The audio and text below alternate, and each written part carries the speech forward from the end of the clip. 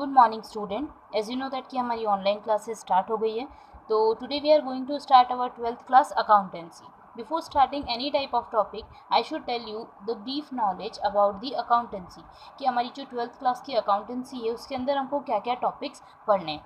Our whole subject had been distributed in 3 parts. Okay, हमारी 12th class का जो पूरा अकाउंट्स है वो 3 पार्ट्स के अंदर डिस्ट्रीब्यूटेड है।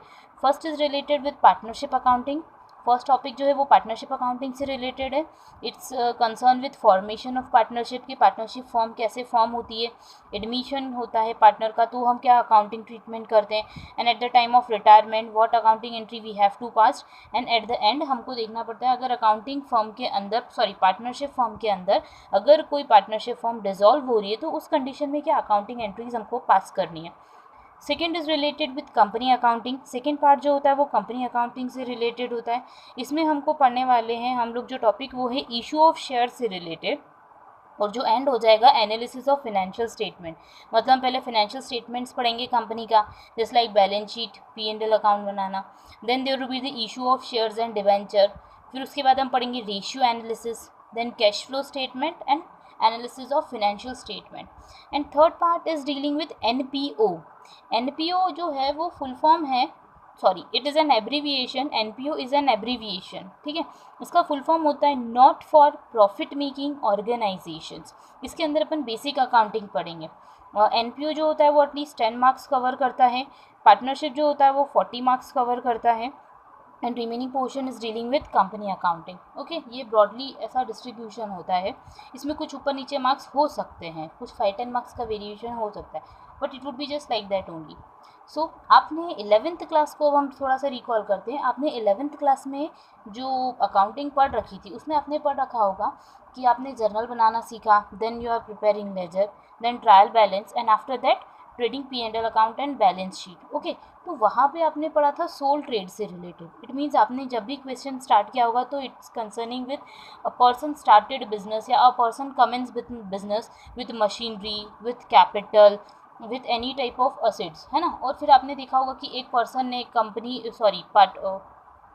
कोई एक पर्सन है उसने अपनी फर्म को स्टार्ट किया, फिर उसके बाद उसने वेरियस टाइप के ट्रांजैक्शन करे, फिर अपने लेजर बनाना सीखा उसी फर्म का, फिर उसके बाद आपने अलग अलग टाइप की चीज़ें सीखी, मतलब आपने पहले सोल ट्रेड पढ़ा, and now you have to start with partnership, company and NPO। आप लोग ने बिजनेस जब पढ़ी थी 11th क्लास में तो उसमें आपने थ्योरी पोर्शन पढ़ लिया था इससे related. Means you studied about the partnerships theory. Basic partnership की थ्योरी क्या होती है वो आपने बिजनेस स्टडी वाला जो सब्जेक्ट है उसमें पढ़ा था 11th में। कंपनी में आपने शेयर्स, डिबेंचर्स वगैरह के बारे में पढ़ा था। So now we are going to start our practicals. हम हमारे प्रैक्टिकल सब्जेक्ट जो अकाउंटेंसी का है उसमें हम इन सारी चीज़ों से रिलेटेड जो भी प्रैक्टिकल्स होते हैं हम वो पढ़ने वाले। Okay student, so let's start our topic. अब हम हमारा टॉपिक स्टार्ट करते हैं which is related with company. हम जो पढ़ने वाले हैं हम स्टार्टिंग में कंपनी से रिलेटेड टॉपिक्स पढ़ने वाले हैं। कंपनी का हम चैप्टर स्टार्ट करने वाले हैं। तो हमारा जो टॉपिक है वो टॉपिक जो है वो है अकाउंटिंग रेशियो। आज जो हम पढ़ने वाले हैं सबसे पहले अकाउंटिंग रेशियो के बारे में, ठीक है स्टूडेंट्स। जो मेंशन है यहाँ पे आपका topic accounting ratios of company. But before starting that particular topic I should tell you something कि आपने पढ़ रखी होगी there are various steps of accounting. आपने इस अकाउंटिंग की बहुत सारी स्टेप्स पढ़ रखी होगी, ठीक है। First is related with journalising, जब आपने जर्नल बनाया था। Then there would be ledger, फिर उसके अंदर आपने लेजर बनाया। Then trial balance. ओके, आपने ये 3 स्टेप्स फॉलो करने के बाद क्या बनाया होगा अपना फाइनेंशियल स्टेटमेंट। ये 11th क्लास का टॉपिक था आपका। Financial statements are of 2 type. मेरे हर वर्ड को आप ध्यान से सुनिएगा। Financial statements are of 2 type, या वी कैन से कि financial statement is distributed in 2 parts. Okay, one is relating with position statement and another is relating with performance statement. एक जो फर्स्ट पार्ट होता है हमारी फाइनेंशियल स्टेटमेंट का उसको बोलते हैं हम पोजीशन स्टेटमेंट, ओके। और सेकेंड पार्ट जो होता है उसको हम बोलते हैं परफॉर्मेंस स्टेटमेंट। शायद आपने ये वर्ड नहीं सुना होगा। The position statement would consist of balance sheet. ये वर्ड तो आपने डेफिनेटली सुना होगा। पोजीशन स्टेटमेंट जो होती है उसको हम बोलते हैं बैलेंस शीट हमारी लैंग्वेज के अंदर, okay. And the performance statement is related with preparation of trading and P&L account, और जो हमारी परफॉर्मेंस स्टेटमेंट होती है वो ट्रेडिंग अकाउंट और P&L अकाउंट को रिप्रेजेंट करती है। Student, you have particular knowledge about the position and performance, मतलब आपको उस चीज़ का नॉलेज तो है कि पोजीशन क्या होता है, परफॉर्मेंस क्या होता है। Position means your ranking, means where you are standing now, जहाँ जिस जगह पे जिस प्लेस पे आप खड़े हैं अभी, it is related with your position. Okay, and performance represent our activity, performance जो होता है it is related with our activity, हमने क्या क्या एक्टिविटी कंडक्ट करी। So in case of accounting the position is represented by balance sheet, अगर accounting की हम बात करते हैं तो पोजीशन बैलेंस शीट रिप्रेजेंट करती है, that how much assets we have, how much liability we have, etcetera. But in case of performance, आपको जैसे मैंने बोला कि it is related with activity, तो we know that business conduct various types of activity. One is operating activity, बहुत सारी operational work को business करता है, और थोड़ी थोड़ी सी नॉन बिजनेस एक्टिविटीज़ भी हम डेली बेसिस पे बिजनेस के अंदर कंडक्ट करते हैं। तो every type of activity would covered here only, means in trading account and P&L account. Okay, तो balance sheet would consist of 3 things, मतलब बैलेंस शीट ब्रॉडली जो होती है वो 3 चीज़ों का समेशन होती है। You know that assets, capital and liability.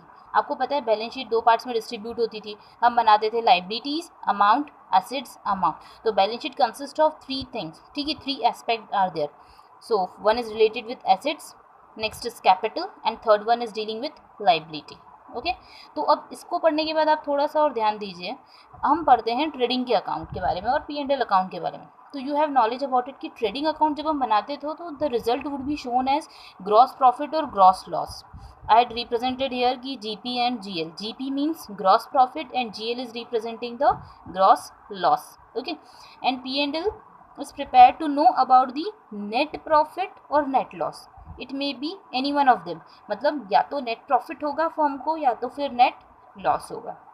Okay, तो अब यहाँ पे आपको एक थोड़ी सी इन्फॉर्मेशन देना चाहती हूँ कि that assets of the firm would always equal to capital and liability. मतलब हमने अकाउंटिंग इक्वेशंस भी पढ़ी है, उसमें हमने ये पढ़ा है कि that all the assets of a firm would be capital और लाइबिलिटी। अब मैं आपको इसको ब्रीफ करती हूँ।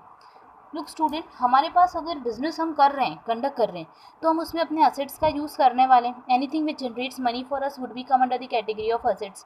जो भी चीज़ हमको पैसे जनरेट करके देगी वो हमको क्या बोलेंगे, हम उसको असेट्स बोलेंगे।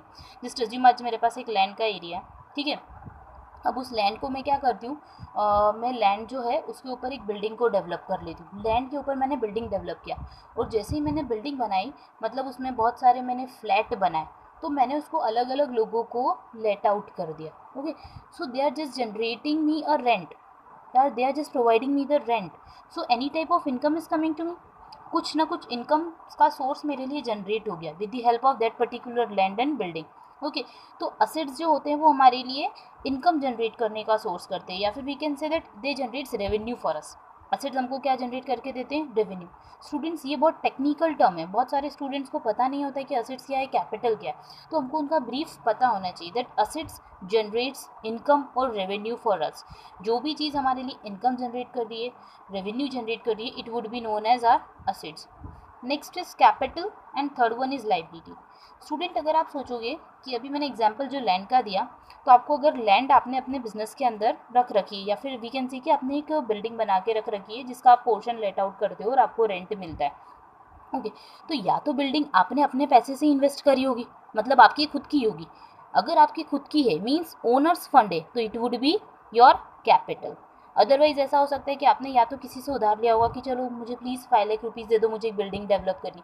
तो अगर आप 5 लाख रुपीज़ उधार लेके बिल्डिंग डेवलप करते हो, मीन्स क्रेडिट में आप अगर बिल्डिंग क्रिएट करते हो, तो it would be your liability. Basically the crux of my statement is that कि assets may be invested by the owner only. If it had been introduced by owner only, it would be its capital, and if it's introduced by anyone else, okay, या फिर we can say कि if we are managing from someone else or we purchased amount from someone else on credit, then it would be our liability. तो उसको हम क्या बोलने वाले, liability बोलने वाले। ओके, ये जो था हमारा बेसिक था 11th क्लास का। तो आपने यहाँ तक की सारी जो चीज़ें हैं अभी तक जो मैंने बताया, ये सब आप पढ़ चुके हैं 11th क्लास में। अब मैंने आपको ये सारी चीज़ें क्यों बताई है, I am just going to tell you, क्योंकि इसके बाद का जो स्टेप होता है ना, we have to study that only in 12th class. हमको इसके बाद का स्टेप करना पड़ता है। हमने लास्ट पढ़ा था बैलेंस शीट और ट्रेडिंग पीएनएल। तो what after balance sheet and trading PNL, उसके बाद क्या होता है, तो वही चीज़ अब हम पढ़ने वाले हैं। ओके, तो हमने देखा कि बैलेंस शीट ने पोजीशन बता दी, पीएनएल और ट्रेडिंग ने हमको परफॉर्मेंस बता दी। सो अब थोड़ा सा आप रिकॉल कीजिए, तो we know that accounts would consist of large number of financial terms, मतलब अकाउंटिंग जो होती है हमारी, उसमें हम everything which can be easily express in terms. जैसे कि स्टूडेंट, मैंने आपको कहा कि हमने बैलेंस शीट में और ट्रेडिंग पीएनएल, या फिर ये बात करूँ जर्नल से लेके पूरा बैलेंस शीट तक, हमने बहुत सारे फिगर्स अपनी बुक्स ऑफ अकाउंट्स में लिखे। बट व्हाट आफ्टर दैट, वो फिगर्स लिखने के बाद क्या हम कोई कंक्लूसिव एविडेंस डिराइव कर सकते हैं क्या? No, we can not determine that particular evidence. मतलब जस्ट आप एक एग्जाम्पल, दिस इज एवरीथिंग, हमको क्या करना पड़ता है, जो भी फिगर्स हमने यहाँ पे लिख रखे, we have to just analyse them so that we can easily analyse our growth.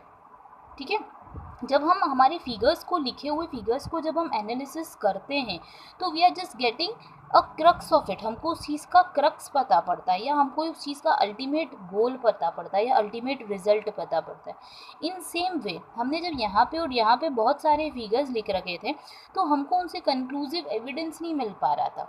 तो हमने क्या करा, हमने उसके बाद की स्टेप स्टार्ट करी, द नेक्स्ट स्टेप। ठीक है, तो next step is related with ratio analysis. Next step जो है वो कैसे रिलेटेड है, रेशियो एनालिसिस से। हमने फिर क्या डिराइव करना स्टार्ट कर दिया, रेशियो का फॉर्मेशन करना स्टार्ट कर दिया, या रेशियो बनाना स्टार्ट कर दिया। ओके, तो जिससे हमको पता पड़ा कि हमने कितने परसेंटेज प्रॉफिट अर्न करा, कितना परसेंट हमारा प्रॉफिट लास्ट ईयर का था वो इंक्रीज़ हुआ, हमारी परफॉर्मेंस इंक्रीज़ हुई या नहीं, हमारी पोजीशन जो है वो इम्प्लीमेंट हुई या नहीं। Okay, you can easily recognise is with the help of ratios.